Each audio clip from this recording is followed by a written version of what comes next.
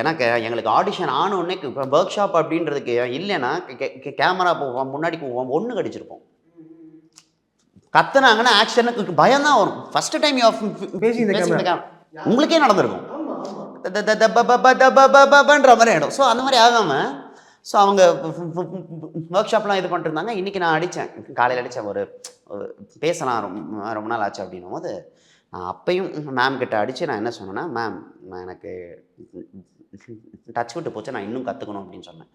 okay நீ பண்ணுறியே, நீ ஏன் கற்றுக்கணும் அப்படின்னும் போது